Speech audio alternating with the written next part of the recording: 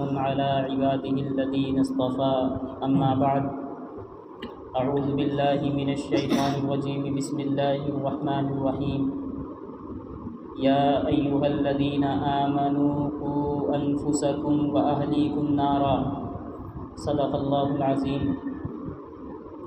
قال النبي صلى الله عليه وسلم مروا أولادكم بالصلاة وهم أبناء 7 سنين واضربوهم عليها وهم أبناء 10 أو كما قال عليه الصلاة والسلام۔ معزز خواتین، پیاری ماؤں اور بہنوں، اللہ تبارک و تعالیٰ کا شکر اور احسان ہوا کہ اس نے ہم سب کو اور آپ کو اس مجلس کے اندر جمع ہونے کی توفیق بخشی۔ یقیناً یہ تمام کی تمام چیزیں اللہ رب العزت والجلال کی توفیق ہی سے ہوا کرتی ہیں۔ میں نے قرآن کریم کی ایک آیت شریفہ تلاوت کی، یا ایھا الذین آمنوا قوا انفسکم واہلیکم نارا، جس کا مفہوم یہ ہے کہ اے ایمان والوں، اپنے آپ کو اور اپنے اہل و عیال کو جہنم کی اس آگ سے بچاؤ جس کا ایندھن انسان اور پتھر ہوں گے۔ تو قرآن کریم کی آیت سے یہ پتہ چلتا ہے کہ سب سے پہلے اگر کسی کو سدھارنا ہے تو سب سے پہلے اپنی زندگی کے اندر غور کرنا پڑے گا، سب سے پہلے اپنی زندگی کو سنوارنا پڑے گا، اپنے آپ کو نماز کا پابند بنانا پڑے گا۔ اگر ہم چاہتے ہیں کہ ہمارے بچوں کی اچھی تربیت ہو، گھر کا ماحول سدھر جائے، آپ کے شوہر نمازی بن جائیں، آپ کے بچے نماز پڑھنے والے بن جائیں، تو اس سے پہلے آپ کو کرنا یہ ہے کہ اپنی زندگی کے اندر انقلاب لانا ہے۔ آپ سب سے پہلے اپنے آپ کو نمازی بنائیں، اپنے آپ کو روزے کا پابند بنائیں، اپنے آپ کو شریعت و سنت کے مطابق زندگی گزاریں۔ انشاءاللہ آپ کو دیکھ کر آپ کے بچوں کی زندگیوں کے اندر انقلاب پیدا ہوگا، آپ کو دیکھ کر آپ کے شوہر کے اندر انقلاب پیدا ہوگا اور وہ نماز کے پابند بن جائیں گے۔ تو قرآن کریم نے جو ہم سب کو مخاطب کیا ہے، وہ سب سے پہلے جو حکم دے رہا ہے کہ اپنے آپ کو ہم لوگ بنائیں اور اپنے آپ کو سنواریں۔ انشاءاللہ جب ہماری زندگی کے اندر دین آ جائے گا، ہماری زندگی کے اندر شریعت و سنت آ جائے گی، تو یقین مانیے گھر کا ماحول بھی ہمارا سدھر جائے گا اور گھر کے جتنے افراد ہیں سب کا دین سے تعلق ہو جائے گا، شریعت و سنت تمام لوگوں کی زندگیوں کے اندر آ جائے گی۔ اور جس گھر کے اندر دین آ جائے گا تو اس گھر تک صرف محدود نہیں رہتا، بلکہ اس کا اثر اس کے محلے تک پڑتا ہے۔ اب آپ کے گھر، آپ کو دیکھ کر بہت سی عورتیں آپ سدھر سکتی ہیں۔ بعض مرتبہ کوئی عورت نیک ہوتی ہے، اللہ کی نیک بندی ہوتی ہے، کہیں شادی میں گئی ہوتی ہے، لیکن نماز کا وقت ہوتا ہے تو اس کی بے چینی پیدا ہو جاتی ہے کہ ہمیں نماز پڑھنا ہے۔ پورے گھر والے دنیاوی کاموں کے اندر مصروف رہتے ہیں، کھانے میں مصروف رہتے ہیں، دوسری چیزوں کے اندر مصروف رہتے ہیں، لیکن وہ اللہ کی بندی مصلی کو اٹھاتی ہے اور وضو کرتی ہے، نماز پڑھنا شروع کر دیتی ہے، تو اس ایک اللہ کی بندی کو دیکھ کر نہ جانے کئی عورتوں کی زندگیوں کے اندر انقلاب آ جاتا ہے۔ تو آپ یہ مانیے کہ صرف آپ کے بدلنے کی وجہ سے، آپ کی زندگی کے اندر انقلاب آنے کی وجہ سے اس کا فائدہ صرف اور صرف آپ تک محدود نہیں رہے گا، بلکہ آپ کو جو دیکھنے والی عورتیں ہیں ان کے زندگیوں کے اندر بھی انقلاب پیدا ہوگا۔ اس لیے ہر ایک یہ کوشش کریں کہ ہم اپنی زندگیوں کے اندر انقلاب اور تبدیلی پیدا کریں۔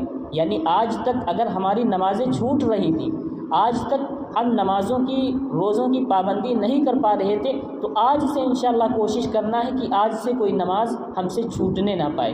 اللہ نے عورتوں کے بارے میں کتنی سہولتیں دی ہیں کہ بہت ساری سہولتیں ہیں، اس لیے ہم ان سہولتوں کو مد نظر رکھتے ہوئے اللہ تبارک و تعالیٰ نے جو ہم پر انعام کا معاملہ فرمایا ہے، فضل کا معاملہ فرمایا ہے، ہم اس کے تئیں اللہ کی عبادت کریں اور نمازوں کی پابندی کریں۔ ہم تاریخ کی کتابوں کے اندر ہم دیکھتے ہیں کہ خواتین اسلام کے ذریعے، ان عورتوں کے ذریعے سے ایسے ایسے کارنامے انجام دیے گئے ہیں کہ آج تک بلکہ قیامت تک ان عورتوں کو یاد کیا جائے گا۔ حضرت رابعہ بصریہ کتنی بڑی اللہ والی تھی کہ جب قبر کے اندر جاتی ہیں، منکر نکیر سوال کرنے آتے ہیں، پوچھتے ہیں تمہارا رب کون ہے، تو ایسا جواب دیتی ہیں کہ وہ فرشتے بھی فوراً واپس چلے جاتے ہیں، یہ تو کوئی اللہ کی خاص بندی ہے۔ وہ جواب دیتی ہیں، جب پوچھا جاتا ہے تمہارا رب کون ہے، تو کہا آپ اتنی دور سے آ گئے ہیں آسمان سے، آپ نہیں بھولے ہیں کہ میرا اللہ آپ کا رب کون ہے، یعنی رب اللہ ہے، اور تو میں تو زمین کے بس 2-3 گز نیچے آئی ہوں، میں کیسے بھول سکتی ہوں۔ یہ سننا تھا کہ وہ فرشتے واپس چلے گئے۔ یہ جواب کب ہوگا؟ یہ جواب اسی وقت ہوگا جب ہماری پوری کی پوری زندگی شریعت و سنت کے مطابق گزری ہوگی، تبھی ہم ایسا جواب دے پائیں گے۔ ورنہ آپ تو سنتی ہوں گی حدیث کے اندر کہ اللہ کے نبی صلی اللہ علیہ وسلم نے ارشاد فرمایا کہ جہنم کے اندر سب سے زیادہ تعداد میں عورتیں ہی ہوں گی۔ وجہ کیا ہے؟ وجہ یہی ہے کہ ان سے بہت سے ایسے گناہ ہیں بالمقابل مردوں کے جو ان میں زیادہ پائے جاتے ہیں۔ غیبت ان میں عام ہے، عورتوں کے اندر غیبت کا مسئلہ اور غیبت کی بیماری بہت زیادہ پائی جاتی ہے۔ 2 عورتیں جہاں پہ بیٹھیں، 3 عورتیں بیٹھیں، چوتھی غیبت شروع کر دیتی ہیں، کسی کی بہو کو ٹارگٹ کر دیتی ہیں کہ اس کی بہو کام نہیں کرتی ہے، یا وہ بہو آتی ہے تو اپنی ساس کی برائی شروع کر دیتی ہے، جس کی وجہ سے گھر کا ماحول بالکل بیکار ہو جاتا ہے۔ اس لیے اگر ہم چاہتے ہیں کہ محبتیں باقی رہیں تو غیبتیں کرنا چھوڑ دیں، حسد رکھنا چھوڑ دیں۔ یہ بس حسد پیدا ہو گیا، برائی شروع ہو گئی۔ اس برائی کے بارے میں اللہ کے نبی صلی اللہ علیہ وسلم نے ارشاد فرمایا تھا، الغیبۃ اشد من الزنا، کہ غیبت کرنا، برائی کرنا یہ زنا سے بھی زیادہ سخت گناہ ہے۔ آج عورتیں کیا، مرد بھی گناہ کرتے ہیں، یہ غیبت کسی کی برائی کرتے ہیں، لیکن خیال نہیں کرتے ہیں کہ یہ ہم سے گناہ ہو رہا ہے۔ یہی وجہ ہے کہ وہ اللہ ان کو توبہ کی توفیق نہیں دیتا ہے۔ صرف وجہ یہ ہے کہ بہت سے ایسے گناہ ہیں جو ہم لوگ کرتے ہیں جن کو ہم گناہ نہیں سمجھتے ہیں۔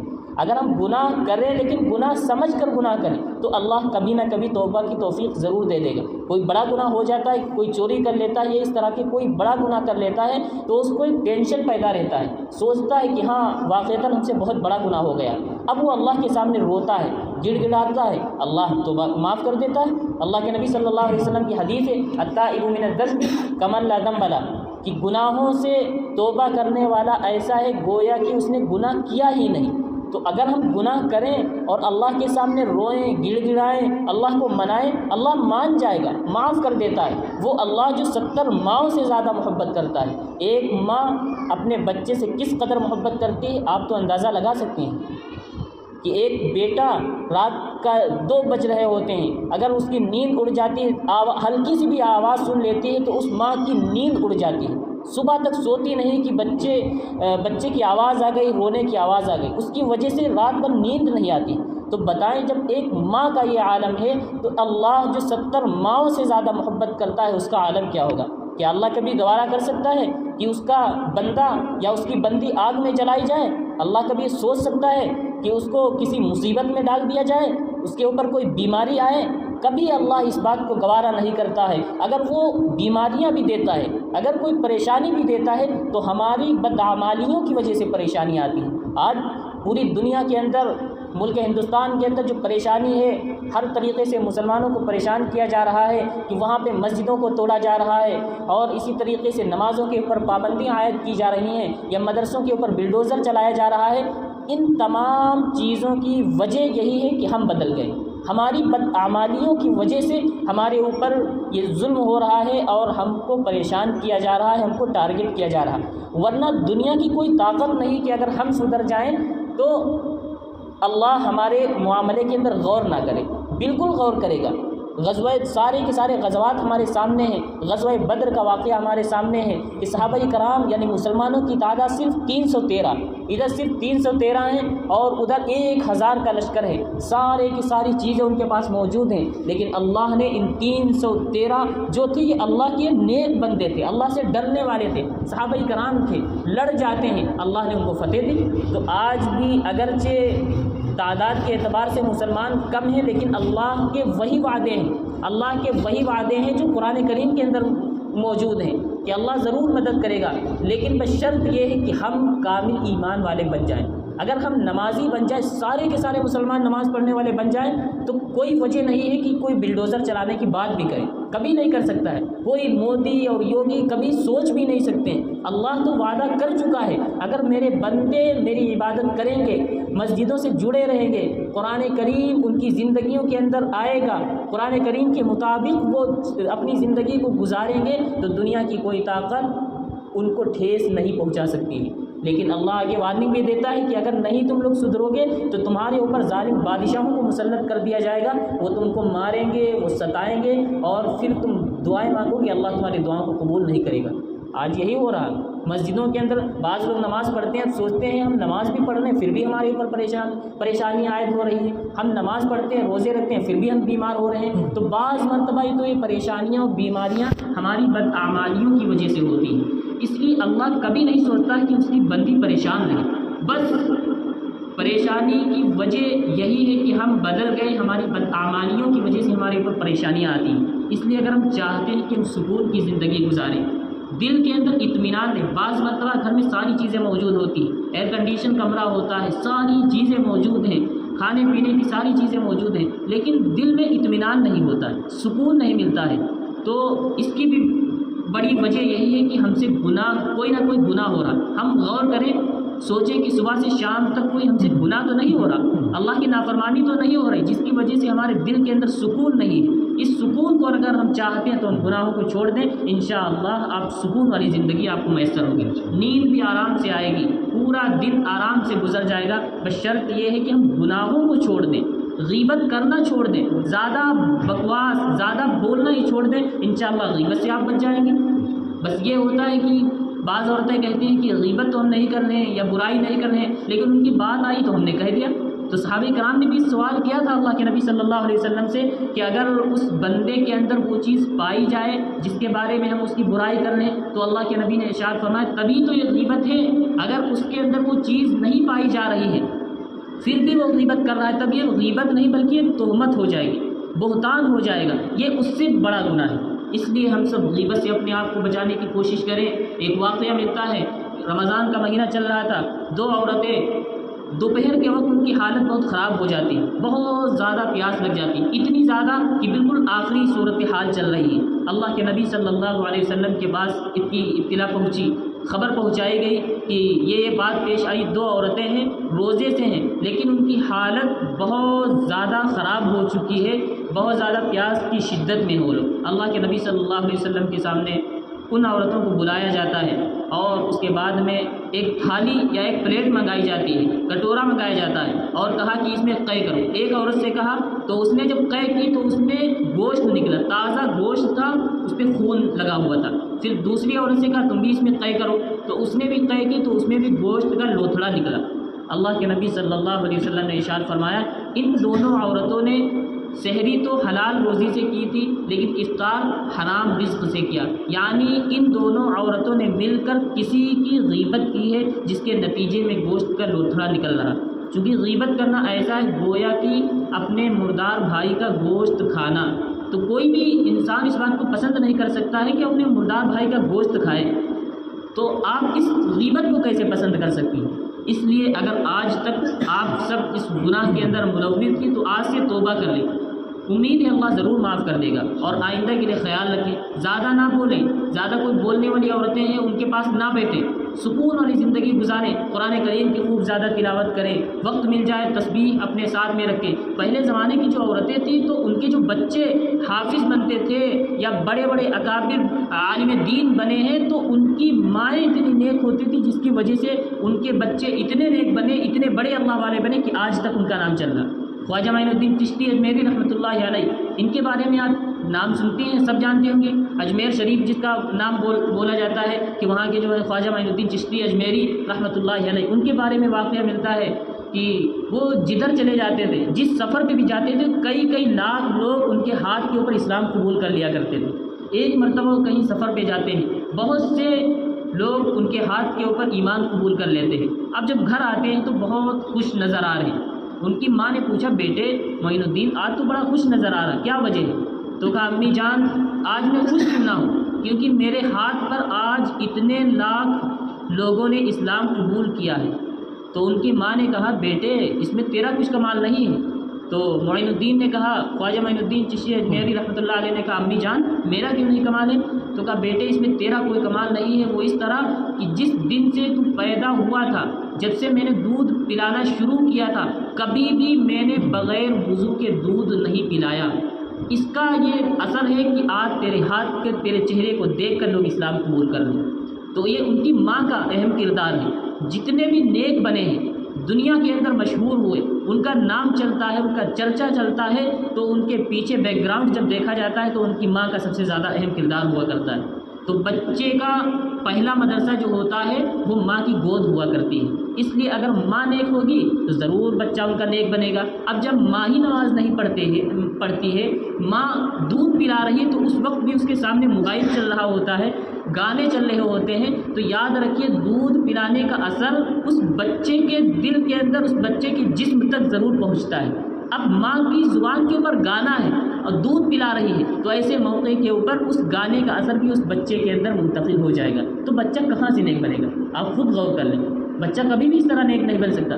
اگر آپ چاہتی ہیں کہ بچہ حافظ قرآن بنے، بڑا ہو کر عالم دین بنے، تو آپ ابھی بچے کی پیدائش بھی نہ ہو، آثار محسوس ہو، اسی وقت سے آپ اپنے اندر انقلاب پیدا کریں، انشاءاللہ آپ کا بچہ عالم دین بن جائے گا، آپ کا بچہ حافظ قرآن بن جائے گا، آپ کا بچہ نمازی بنے گا، آپ کا بچہ روزے دار بنے گا۔ لیکن شرط یہ ہے کہ آپ اپنے زندگی کے اندر انقلاب پیدا کریں، آپ اپنی زندگی کے اندر نمازوں کو لائیں، شریعت و سنت کے مطابق اپنی زندگی گزاریں، انشاءاللہ ضرور آپ کا بچہ نیک بن جائے گا، اور آپ کے گھر میں جو چھوٹے چھوٹے بچے ہیں سب اللہ والے بن جائیں گے۔ آپ تو دیکھتی ہوں گی کہ آپ نماز پڑھ رہی ہوتی ہیں، آپ کی چھوٹی بچی جس کو کچھ نہیں پتہ نہیں کہ امی جان کیا کر رہی ہیں، مصلی بچھا رہی ہیں، لیکن وہ بچی بھی آ جاتی ہے، اور جس طرح آپ رکوع کریں گی اسی طرح وہ بھی رکوع میں چلی جائے گی، جس طرح آپ سجدہ کریں گی اسی طرح وہ بھی سجدے میں چلی جائے گی بچی، اس کو پتہ نہیں، لیکن وجہ یہ ہے کہ یہ لوگ نقل کر رہے ہیں۔ بچے ہمیشہ اپنے ماں باپ کی نقل کیا کرتے ہیں، تو اس لیے ان کے سامنے ہم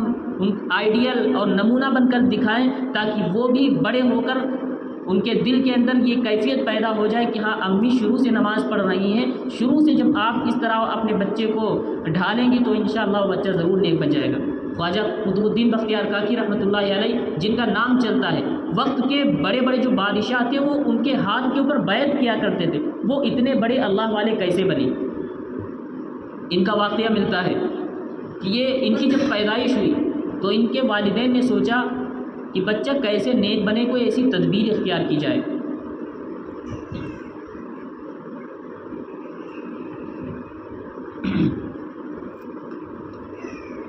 کس طرح بچہ نیک بنے تو اس کی تدبیر اختیار کی جائے۔ چنانچہ ان کی ماں نے کہا ہاں میرے ذہن کے اندر ایک تدبیر آئی ہے، انشاءاللہ میں اس تدبیر کے اوپر کل سے عمل کروں گی۔ کیا تدبیر تھی؟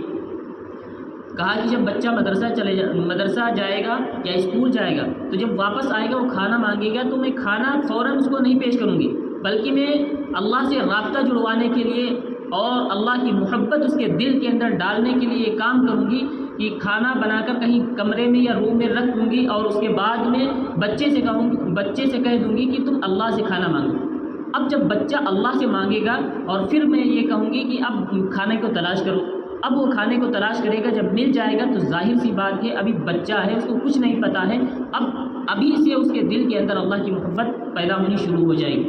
چنانچہ اگلا دن ہوتا ہے، ماں نے کھانا بنایا، کھانا بنانے کے بعد روم کی کسی الماری میں کھانا رکھ دیا، اس کے بعد میں بچہ آتا ہے، امی جان کھانا دیجیے، تو امی نے کہا بیٹے کھانا تو اللہ دیتا ہے، میں کہاں سے کھانا دوں؟ کہا امی وہ کیسے؟ تو کہا مصلی بچھاؤ، وضو کیا، مصلی بچھایا، نماز پڑھی، اس کے بعد میں ہاتھ اٹھا کر کہا کہ اب کیا کرنا؟ تو امی جان نے کہا بیٹی اب دعا مانگو، اللہ سے کھانا مانگو۔ اب وہ چھوٹے چھوٹے معصوم ہاتھوں سے مانگ رہا، اللہ مجھے کھانا دے دے، اللہ مجھے کھانا دے۔ اس کو پتہ بھی نہیں اللہ کیا ہوتا ہے، اس کو نہیں پتہ یہ ساری چیزیں نماز کیا ہوتی، پھر بھی دل میں اللہ کی محبت ڈالنے کے لیے ان کی ماں نے یہ سارا کا سارا کام کیا۔ دعا مانگ چکا، اس کے بعد نے کہا امی جان ابھی تک کھانا آیا ہی نہیں، تو اب امی جان نے کہا بیٹے اب کمرے میں تلاش کرو، اللہ نے کہیں بھیج دیا ہوگا۔ اب جب بچے کو کھانا مل گیا بہت خوش ہوا، اس کا یقین بننا شروع ہو گیا وہیں سے کہ ہاں اب ہم تو اللہ سے مانگیں کہ اللہ کھانا دے دے۔ اب روز کا یہ معمول تھا، اس کے مدرسے آنے سے پہلے امی کھانا بنا کے وہیں رکھ دیا کرتی تھی۔ اب جب بچہ آتا دعا کرتا، مصلی بچھاتا، اللہ سے مانگتا، اس کے بعد میں کھانے کو تلاش کرتا، کھانا مل جایا کرتا۔ کئی دن تک یہ سلسلہ چلتا رہا۔ اب اس کے دل کے اندر اللہ کی محبت پیدا ہونی شروع ہو گئی۔ اب رات میں بچہ لیٹتا تو پھر بھی سوال کرتا، اللہ تعالیٰ کتنا بڑا ہے کہ سب کو کھانا دے رہا، اللہ رازق ہے، یہ گھر کو کس نے بنایا؟ اللہ نے بنایا، آسمان کو زمین کو کس نے بنایا؟ اللہ نے بنایا۔ اب اس کے دل کے اندر خود بخود اللہ کی محبت پیدا ہونی شروع ہو جاتی ہے۔ ہوا یہ کہ ایک دن اس کی ماں کہیں تقریب میں کسی جگہ گئی ہوئی اپنی رشتہ داری میں، وقت کا خیال نہ رکھ سکی، ٹائم ہو چکا تھا، مدرسے سے آنے کا وقت ہو چکا، ابھی کھانا نہیں بنایا تھا۔ انہوں نے سوچا تھا کہ ہم اس سے پہلے آ جائیں گے اور وہی سارا کام کر لیں گے، لیکن ان کو یاد نہیں رہا۔ چنانچہ اب جب وہاں پہ وہ گھڑی دیکھتے ہیں، ٹائم ہو چکا ہے اور میرا بچہ تو مدرسے سے آ گیا ہوگا، اب وہیں سے دعا کرنا شروع کر دیتی ہے، اے اللہ میں نے اپنے بچے کے یقین کو بنانے کے لیے، تیری محبت اس کے دل کے اندر ڈالنے کے لیے میں نے یہ سارا کام کیا ہے۔ اے اللہ اگر میرے بچے کو آج کھانا نہیں ملا تو میرے بچے کا تو یقین ٹوٹ جائے گا، ساری کی ساری میری محنت برباد ہو جائے گی۔ وہ تیز تیز قدموں سے اپنے گھر کی جانب آ رہی ہیں اور دعا بھی کر رہی ہیں کہ اے اللہ میرے بیٹے کا یقین نہ ٹوٹنے پائے، کوئی ایسا راستہ نکال دیجئے تاکہ تیری محبت اس کے دل کے اندر باقی رہے۔ چنانچہ فوراً گھر جاتی ہیں، دیکھا کہ بیٹا سو رہا ہے، بیٹے کو اٹھایا نہیں، دیکھا کہ بچہ بھی سو رہا ہے، فوراً کچن میں جاتی ہیں، کھانے کو تیار کرتی ہیں، کھانا تیار کرنے کے بعد اسی جگہ رکھ دیتی ہیں۔ اب بیٹے کو اٹھاتی ہیں، بیٹے کو اٹھاتی ہیں، سینے سے لگا دیتی ہیں۔ اب سوچ رہی تھی کہ بیٹا تو بہت غصے میں ہوگا، بیٹا تو رو رہا ہوگا کہ آج مجھے کھانا نہیں ملا ہے، لیکن بیٹے کو جب اٹھایا تو وہی حشاش و بشاش خوش نظر آ رہا ہے۔ اور امی جان نے پوچھا، بیٹے تجھے آج تو بہت زیادہ بھوک لگی ہوئی ہے، آج تو نے کھانا بھی نہیں تجھے ملا ہوگا۔ تو اس نے کہا نہیں امی جان مجھے تو کھانا مل گیا تھا۔ کہا وہ کیسے؟ کہا میں تو مدرسے سے جب آیا میں نے مصلی بچھایا، جو میرا معمول ہوا کرتا تھا میں نے مصلی بچھا کے اللہ سے مانگنا شروع کر دیا، اے اللہ بہت تیز بھوک لگی ہوئی ہے، آج تو میری امی بھی گھر پہ نہیں ہے، کھانا بھیج دیجئے۔ میں نے دعا کی، دعا کرنے کے بعد تلاش کیا، اسی جگہ پہ کھانا مل گیا۔ امی جان عجیب بات یہ ہے کہ آج کے کھانے کے اندر جو مزہ آیا، اتنے دن سے کھانا ہم اللہ سے مانگ کر کھاتے تھے، وہ مزہ مجھے نہیں میسر ہوا۔ اب ان کی ماں سجدے میں چلی جاتی ہیں، شکر ادا کرتی ہیں اللہ کا کہ اے اللہ تو نے میرے بیٹے کے یقین کو باقی رکھا، اس کی آپ کی محبت جو اس کے دل کے اندر پیدا ہونی شروع ہو گئی تھی اس کو آپ نے باقی رکھا۔ پھر وہ چھوٹا بچہ ہے تو اس کے دل کے اندر اللہ کی محبت اور اللہ کی باتیں اس کے سامنے کرنے کی وجہ سے اتنا بڑا اللہ والا بنتا ہے کہ دنیا اس کو خواجہ قطب الدین بختیار کاکی کے نام سے جانتی ہے۔ بڑے بڑے وقت کے بادشاہ اس کے مرید ہوا کرتے تھے۔ تو اتنا بڑا اللہ والا یہ کیسے بنا؟ اس کے پیچھے دیکھا گیا اس کی ماں کا سب سے اہم رول ہے۔ تو اگر آپ چاہتے ہیں کہ آپ کے بچے نیک بنے، آپ چاہتے ہیں کہ آپ کا گھر کے اندر دین کا ماحول پیدا ہو، تو آپ اپنی زندگی کے اندر انقلاب پیدا کریں اور انشاءاللہ آپ کو دیکھ کر آپ کے بچوں کے اوپر اس کا اثر ضرور محسوس ہوگا۔ جتنے بھی اللہ والے گزرے ہیں ان کی بیک گراؤنڈ کو جب دیکھا جاتا ہے تو سب سے زیادہ اہم کردار ان کی ماں کا ہوا کرتا ہے، ان کے باپ کا ہوا کرتا ہے۔ بچہ مدرسے تو بہت بعد میں جاتا ہے، بچہ مدرسے تو بہت بعد میں جاتا ہے، اس سے پہلے جو چیزیں ہوتی ہیں جو بچوں کے اوپر اثر انداز ہوتی ہیں وہ ان کی ماں کا کردار ہوا کرتا ہے۔ اگر ماں پہلے سے نیک ہے تو ضرورت اس بات کی ہے کہ اگر ہم چاہتے ہیں کہ میرے بچے نیک بنے، اللہ والے بنے، تو سب سے پہلے ہم اپنی زندگی کے اندر انقلاب پیدا کریں۔ انشاءاللہ آپ کے بچے خود بخود اللہ والے بن جائیں گے، آپ کی بچیاں خود بخود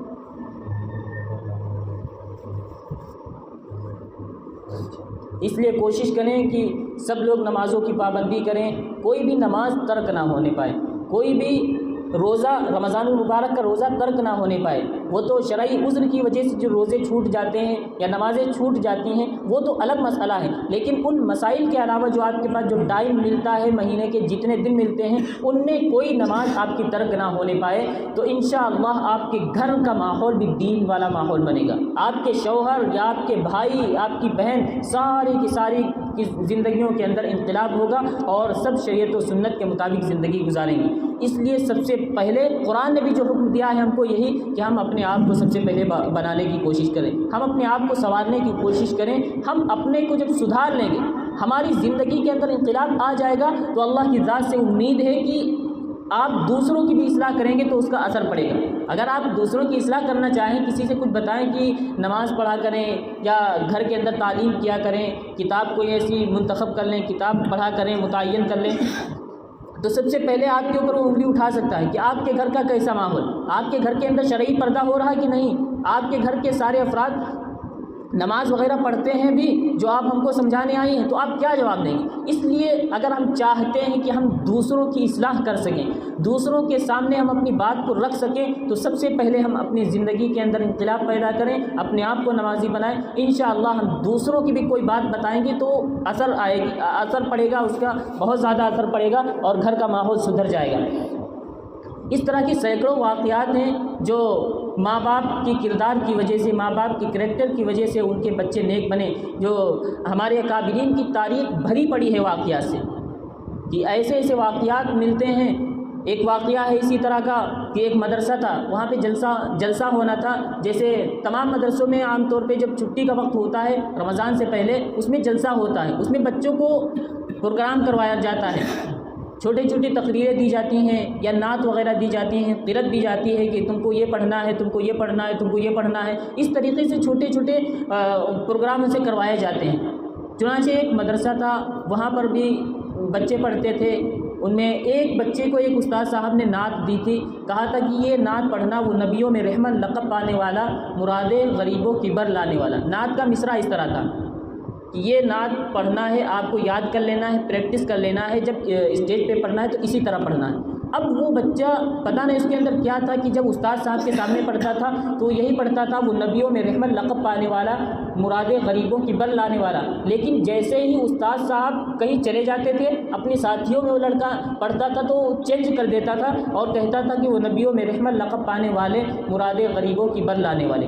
اس طرح کا مصرع پڑھتا تھا، یعنی استاد کے سامنے پڑھتا تھا وہ نبیوں میں رحمت لقب پانے والا، استاد صاحب چلے جاتے تو والا کو والے کر دیتا تھا، وہ نبیوں میں رحمت لقب پانے والے، مراد غریبوں کی بر لانے والے۔ استاد صاحب بہت ڈانٹتے تھے کہ بیٹے شاعر نے جو مصرع لکھا ہے وہ اس طرح لکھا ہے، اگر اس طرح پڑھو گے تو میری بے عزتی ہو جائے گی، لوگ کہیں گے دیکھو استاد صاحب دھیان نہیں دیتے ہیں، شاعر نے مصرع یہ لکھا تھا اور بچے نے یہ پڑھ دیا۔ چنانچہ جلسے کا دن آ جاتا ہے، جب اس بچے کا نام آیا، اس بچے کا نام غالباً احمد تھا، اس کو اسٹیج پہ بلایا جاتا ہے، مائک میں جب پڑھنا شروع کرتا ہے تو وہ یہی پڑھ رہا تھا جو تنہائی میں پڑھتا تھا، اپنے ساتھیوں کے سامنے پڑھتا تھا، وہ نبیوں میں رحمت لقب پانے والے، مراد غریبوں کی بر لانے والے۔ وہاں پہ استاد صاحب بھی موجود تھے اور بھی مقرر حضرات بھی موجود تھے۔ اب استاد صاحب نے جب سنا تو ان کے تو غصہ آ گیا کہ میں نے تو بہت اس سے منع کیا تھا، اس کو بہت ڈانٹا تھا کہ اس طرح تمہیں نعت نہیں پڑھنا ہے ورنہ بے عزتی ہو جائے گی، اور اس نے تو آج میری ناک کٹا دی۔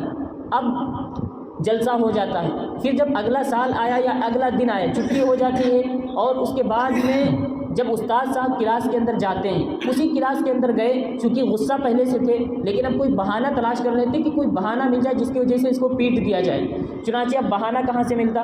اب بچوں سے کہا کہ میں تم لوگوں سے چھوٹے چھوٹے سوال کروں گا اور تم لوگ جواب دینا۔ کہا ٹھیک ہے، سارے بچوں کا نمبر آ جاتا ہے۔ جب اس بچے کا نمبر آیا اس کو کھڑا کیا، کہا بتاؤ میرے نبی کا نام کیا ہے، تمہارے نبی کا نام کیا ہے؟ اب وہ بچہ خاموش ہو جاتا ہے، کچھ نہیں بول رہا، زبان تک نہیں کھول رہا۔ استاد صاحب کو بہت غصہ آ جاتا ہے، کہا تو اس دن بھی بہت قابل بن رہا تھا، نعت کا مصرع ہم نے اس طرح کا دیا تھا، وہ نبیوں میں رحمت لقب پانے والا، تو نے اس کو چینج کر دیا تھا، تو بہت قابل بنتا ہے، اب تجھے نبی کا نام تک نہیں پتا ہے۔ استاد صاحب قریب آ جاتے ہیں اور اس کو پیٹنا شروع کر دیتے ہیں، لیکن وہ بچہ ایسا تھا کہ زبان نہیں کھول رہا ہے، مار کھا رہا ہے، استاد صاحب ڈانٹ رہے ہیں، اس کے باوجود وہ زبان نہیں کھول رہا ہے۔ چنانچہ ہاف ٹائم کا وقت ہو جاتا ہے، گھنٹی بج جاتی ہے، استاد صاحب نے کہا ٹھیک ہے ابھی تم لوگ چلے جاؤ، اور اس کے بعد جیسے ہی ٹائم پورا ہوگا، ہاف ٹائم کے بعد میں سب سے پہلے تجھی کو کھڑا کر کے سوال کروں گا، اگر تو نے نہیں بتایا تو بہت زیادہ تیری پٹائی ہوگی۔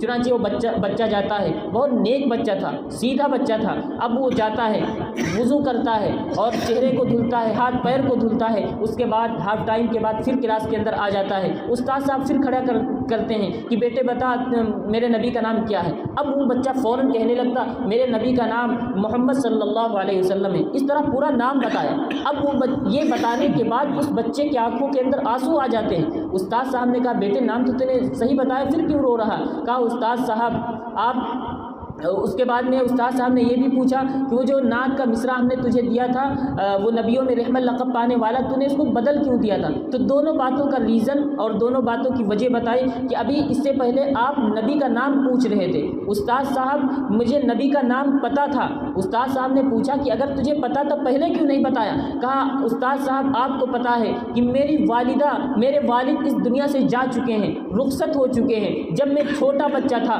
مجھے گود میں لے کر کہا تھا کہ بیٹے اگر تجھ سے ہو سکے تو کبھی بھی میرے نبی کا نام بغیر وضو کے نہیں لینا۔ اے استاد صاحب ہاف ٹائم سے پہلے جو آپ نبی کا نام پوچھ رہے تھے، نبی کا نام پتہ تھا لیکن اس وقت میرا وضو نہیں تھا، اس لیے میں نے گوارا نہیں کیا کہ میرے والد نے وصیت کی تھی، میرے والد نے نصیحت کی تھی، میں اپنے والد کی وصیت کو پامال کروں، میں اپنے نبی کا نام بغیر وضو کروں، اس بات کو میں نے گوارا نہیں کیا، اس لیے استاد صاحب اس وقت میرا وضو نہیں تھا، اس لیے نام نہیں بتایا۔ اب استاد صاحب کی آنکھوں میں بھی آنسو آ جاتے ہیں۔ استاد صاحب نے کہا اچھا بیٹے بتاؤ اس دن نعت کا مصرع کیوں چینج کر دیا تھا؟ تو اس بچے نے کہا استاد صاحب آپ کو تو پتہ ہے میری والدہ بھی اس دنیا سے جا چکی ہیں، ایک دن میں چھوٹا بچہ تھا، میری والدہ نے گود میں لیا تھا اور کہا تھا بیٹے اگر تجھ سے ہو سکے تو نبی کی شان میں ذرہ برابر گستاخی نہ کرنا۔ اے استاد صاحب آپ نے جو نعت کا مصرع دیا تھا اس میں لکھا ہوا تھا وہ نبیوں میں رحمت لقب پانے والا، مراد غریبوں کی بر لانے والا۔ استاد صاحب میں نے سوچا کہ جو کوئی بڑا ہوتا ہے، میرا نبی اتنا اعلیٰ، میرا نبی اتنا بالا، پھر میں اس کو والا کیسے کہہ دوں؟ اس لیے میں نے نعت کے مصرعے کو چینج کر دیا تھا اور کہا تھا کہ وہ نبیوں میں رحمت لقب پانے والے، مراد غریبوں کی بر لانے والے۔ استاد صاحب بھی رونے لگتے ہیں، اس کو سینے سے لگا دیتے ہیں، کہا بیٹے یہ میری کمی ہے کہ میں نے اپنے نبی کا مقام کو پہچانا ہی نہیں، اور اس کو خوب زیادہ دعائیں دی۔ تو آپ دیکھیے کہ اس بچے کی تربیت کا یہ اثر ہے کہ استاد کا مار کھا رہا ہے اور استاد پیٹ رہے ہیں، نعت کا مصرع اس کو اس طرح کا دے رہے ہیں لیکن اس کو اس میں گستاخی لگتی ہے، اس لیے نعت کے مصرعے کو چینج کر دیا۔ تو اتنا بڑا اللہ والا کہ کبھی اپنے نبی کا نام بغیر وضو کے نہیں لے رہا ہے، یہ اس کی ماں اور اس کے باپ کی وصیت تھی۔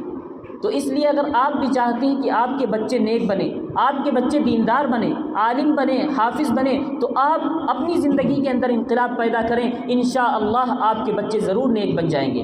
آپ ایسا سسٹم بنائیں، اگر آپ کا قرآن کریم درست نہیں ہے تو آپ قرآن کریم کو درست کرنے کی کوشش کریں۔ یہ بہانہ اللہ کے وہاں نہیں چلے گا کہ میری عمر زیادہ ہو چکی تھی۔ بہت سی عورتیں ہیں جو قرآن کو درست کرنا چاہتی ہیں، ان کا قرآن درست نہیں، چونکہ عورتوں میں بہت زیادہ گڑبڑیاں ہوتی ہیں قرآن پڑھنے کے اندر، الفاظ کی ادائیگی نہیں ہوتی ہے، قرآن تو پڑھتی ہیں لیکن الفاظ کی ادائیگی نہیں۔ اب ذرا غور کریں، اگر ایک حرف سے دوسرا حرف بدل جائے گا تو اس کے معنی چینج ہو جائیں گے۔ جیسے قرآن قل هو اللہ احد پڑھتے ہیں ہم لوگ، قل هو اللہ احد، بڑا قاف جو ہے قل حلق سے نکلے گا، اگر ہم پڑھیں گے قل تو اس کا مطلب ہوگا کہ اے نبی آپ فرما دیجئے، جو صحیح ہے یہ صحیح ہے، اے نبی آپ فرما دیجئے قل هو اللہ احد، کہ اللہ ایک ہے۔ لیکن عام طور پہ ہم لوگ جو پڑھتے ہیں، عورتیں جو پڑھتی ہیں، الفاظ کی ادائیگی نہیں ہوتی ہے، وہ قاف کو کاف پڑھ دیتی ہیں، چھوٹا کاف، فرق زیادہ نہیں محسوس ہو رہا لیکن وہ ہے قاف، اور ہم لوگ جو پڑھتے ہیں وہ ہے کاف، چھوٹا کاف۔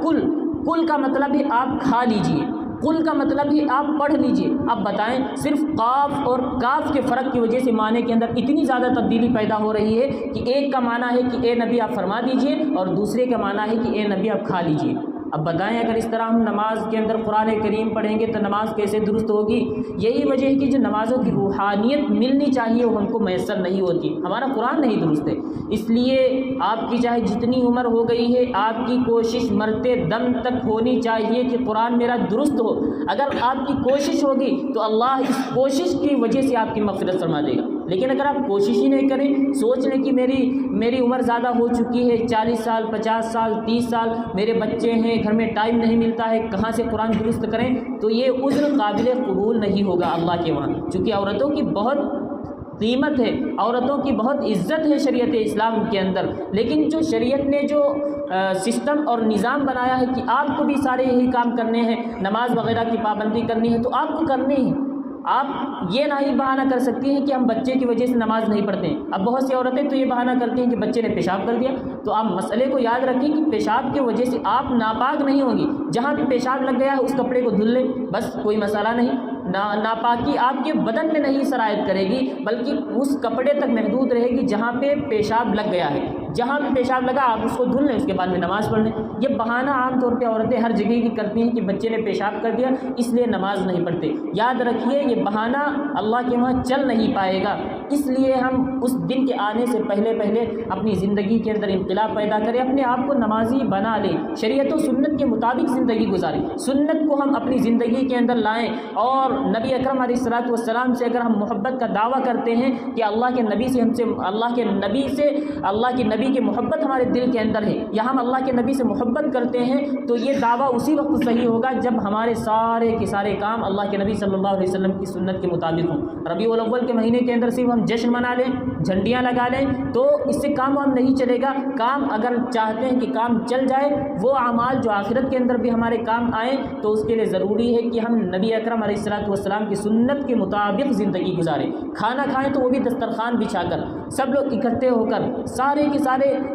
چیزیں کتابوں کے اندر موجود ہیں، ایک ہفتے میں ایک دن آپ لوگ متعین کر لیں۔ کوئی آپ میں سے ایسی بھی ہوں گی جو اردو پڑھنا جانتی ہوں گی، مولانا صاحب موجود رہتے ہیں، ان کا بیان کروا لیں، یا وہی عورت کتاب پڑھیں جن کا قرآن درست ہو، اس کے پاس عورتیں جایا کریں، کوئی ایک گھر متعین کر لیں، ہر ہفتے کم از کم ایک جگہ اکٹھے ہو جائیں، مذاکرہ اس طرح کا ہو جایا کریں تاکہ ایمان بھی تازہ ہوتا رہے۔ جو چیز نہیں معلوم ہے وہ ان سے معلوم کریں، ان کو نہیں پتہ ہوگی مولانا تک بات پہنچائیں، اور انشاءاللہ آپ کے سارے کے سارے مسائل مل جائیں گے، سارے کے سارے مسائل کا حل مل جائے گا۔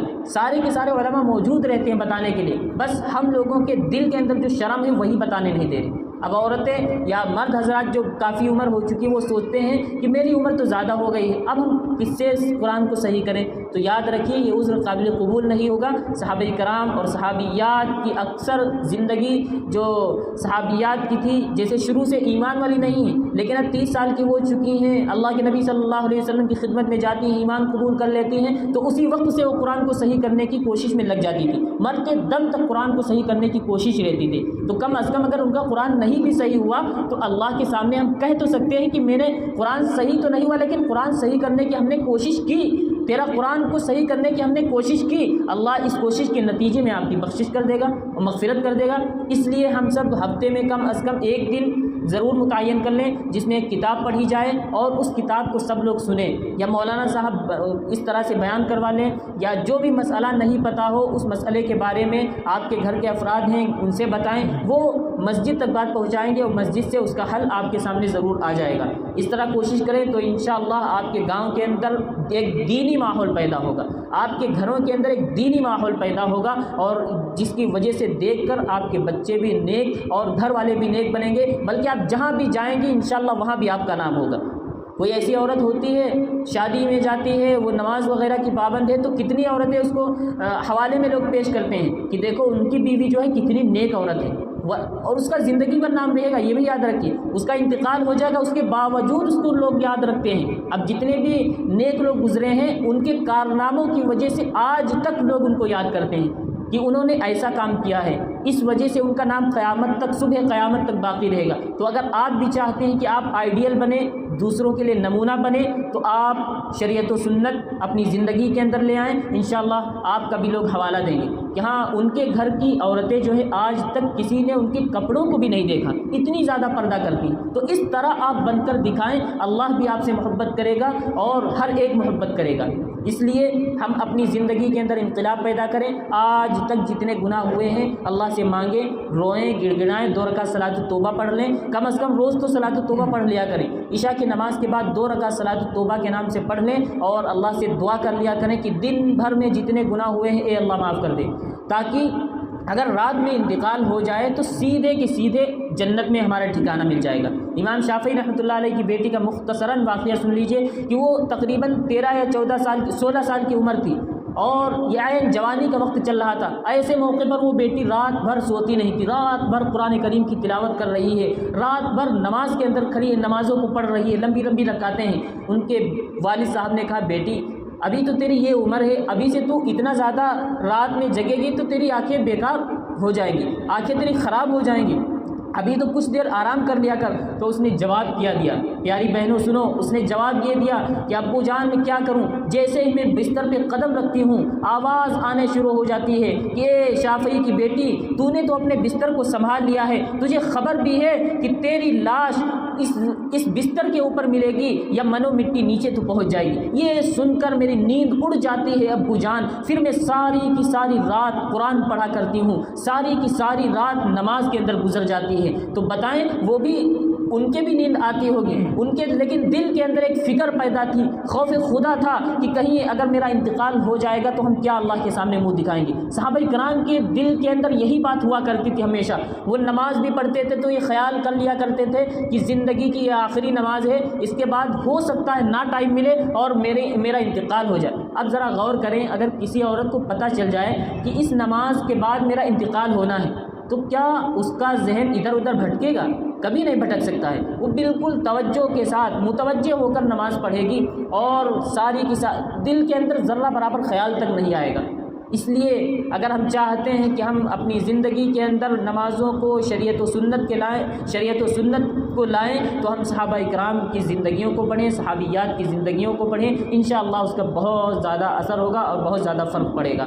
اللہ تبارک و تعالی ہم سب کو ان تمام باتوں کے اوپر عمل کرنے کی توفیق نصیب فرمائے، اور اس بات کی جانب سب عورتیں توجہ دیں کہ ہفتے میں ایک نہ ایک دن متعین کر لیں، کوئی ایک گھر متعین کر لیں کہ اس گھر میں اور اس دن تعلیم ہوگی، انشاءاللہ بہت زیادہ فرق پڑے گا آپ کے بچوں کے اوپر، آپ کی زندگی کے اندر انقلاب ہوگا۔ یہ مولانا فیض الحسن صاحب موجود رہتے ہیں، انشاءاللہ یہی بیان کر دیں گے، یہ کتاب پڑھ دیا کریں گے۔ کوئی بھی مسئلہ ہو آپ بغیر کسی سوچے اپنے گھر کے افراد سے پوچھ لیں اور وہ وہاں تک بات پہنچائیں، انشاءاللہ اس کا حل مل جائے گا۔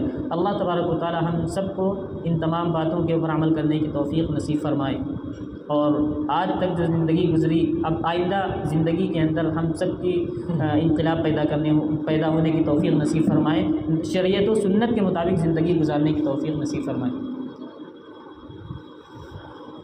چلیے دعا کر لیجئے، درود شریف پڑھ لیجئے۔ بسم اللہ الرحمن الرحیم، اللہم صلی علی سیدنا و نبینا مولانا ربنا آتنا فی الدنیا حسنۃ وفی الآخرۃ حسنۃ وقنا عذاب النار وقنا عذاب القبر وقنا عذاب الحشر وقنا عذاب الدین وقنا عذاب الآخرہ۔ لا الہ الا انت سبحانک انی کنت من الظالمین، لا الہ الا انت سبحانک انی کنت من الظالمین۔ یا اللہ ہم سب کے گناہوں اور خطاؤں کو معاف فرما، یا اللہ ہم سب کی لغزشوں کو، ہم سب کی کوتاہیوں کو درگزر فرما۔ یا اللہ جو یہاں تیرے نیک بندے اور یہ بندیاں بیٹھی ہوئی ہیں، یا اللہ سب تیرے سامنے ہاتھ پھیلائے ہوئے ہیں، اے میرے مولا کریم ان کے ہاتھوں کی لاج رکھ لیجیے، یا اللہ معاف فرما دیں، اے میرے مولا کریم محروم نہ فرمائیے گا، یا اللہ یا اللہ یا اللہ ان ہاتھوں کی لاج رکھ لیجیے۔ یا اللہ یقیناً ہم بہت گناہ کرتے ہیں میرے مولا کریم، لیکن پھر بھی ہمیں امید ہے کہ آپ ہمیں ضرور معاف کریں گے۔ اے میرے مولا کریم آپ کے نبی نے تو فرمایا تھا التائب من الذنب کمن لا ذنب لہ، کہ گناہوں سے توبہ کرنے والا ایسا ہے گویا کہ اس نے گناہ کیا ہی نہیں۔ اے میرے مولا کریم ہم سب اپنے گناہوں کے اوپر نادم ہیں، شرمندہ ہیں، اے اللہ ہم آپ کے سامنے ہاتھ پھیلائے ہوئے ہیں، اے میرے مولا کریم تو ہم سب کو معاف فرما دے، یا اللہ ہم سب کو معاف فرما دے، یا اللہ ہم سب کو معاف فرما دے۔ آج تک جتنے گناہ ہوئے ہیں یا اللہ ہم گناہوں کے سمندر میں ڈوبے ہوئے ہیں، اے میرے مولا کریم رحمت کی رسی ڈال کر نکال دیجیے۔ یا اللہ اگر آپ نہیں معاف کریں گے تو ہم کہاں جائیں گے؟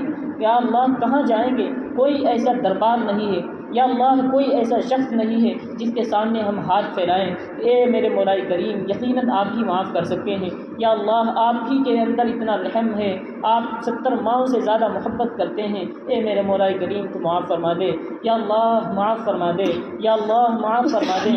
اے میرے مولا کریم ہم سب کو نیک اور ایک بنا دیجیے، ہم سب کو نیک اور ایک بنا دیجیے، 5 وقتہ نمازی بنا دیجیے، یا رب کریم 5 وقتہ نمازی بنا دیجیے۔ یا اللہ گناہوں کے اندر ہماری زندگی گزر رہی ہے، یا اللہ تیرا خوف ہمارے دل سے نکل چکا ہے، اے میرے مولا کریم نمازوں سے ہم دور ہیں، روزوں سے ہم دور ہیں، شریعت و سنت کا جنازہ نکل رہا ہے ہمارے گھروں سے، اے میرے مولا کریم تو ہم سب کو نیک بنا دے۔ یا اللہ اپنی زندگیوں کے اندر شریعت و سنت کو پیدا کرنے کی توفیق نصیب فرما دے۔ یا اللہ شریعت اور سنت کے مطابق ہم کو زندگی گزارنے والا بنا دیجیے۔ اے میرے مولا کریم دین کی نسبت سے تیری بندیاں یہاں پر جمع ہوئی ہیں، یا اللہ ان کے جمع ہونے کو قبول فرما لے، اے میرے مولا کریم ان کو یہاں آنے کو قبول فرما لے، جس ارادے سے اور مقصد سے، نیک مقصد سے یہ عورتیں یہاں پہ آئی ہوئی ہیں، اے میرے مولا کریم تو ان کی لاج رکھ لیجیے، ان کے مقصد کی لاج رکھ کر ان سب کی مغفرت فرما دیجیے۔ یا اللہ اس میں کوئی ایسی نیک بندی بھی ہوں گی جو تجھے بہت محبوب ہوں گی، اے میرے مولا کریم تو اس عورت کے واسطے سے یا اس اللہ آپ کی بندی کے واسطے سے ہم سب کی مغفرت فرما دے۔ اے میرے مولا کریم نیک اور صالح بنا دیجیے، ہم سب کو اپنے بچوں کی اچھی تربیت کرنے کی توفیق نصیب فرما دے، ہم سب کو اپنے بچوں کی اچھی تربیت کرنے کی توفیق نصیب فرما دیجیے۔ یا اللہ گھر گھر کے اندر دین کا ماحول پیدا فرما دے، اے میرے مولا کریم گھر گھر کے اندر دین کا ماحول پیدا فرما دے۔ یا اللہ اس گاؤں کے اندر، یا اللہ اس گاؤں کے اندر جو بھی مسلم گھرانے ہیں، اے میرے مولا کریم سب کو پنج وقتہ نمازی بنا دیجیے۔ یا اللہ سب کو شریعت و سنت کے مطابق زندگی گزارنے کی توفیق نصیب فرما دیجیے۔